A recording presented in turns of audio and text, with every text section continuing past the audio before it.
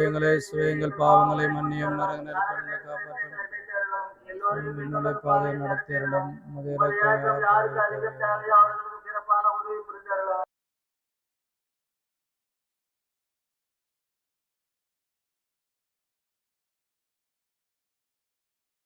மரியே இறைவனின் தாயை, பாவையிலா இருக்கிற எங்களுக்கா பொழுதும் எங்கள் இறப்பின் வேலையில் வேண்டிக் கொள்ளும். ஆமென்.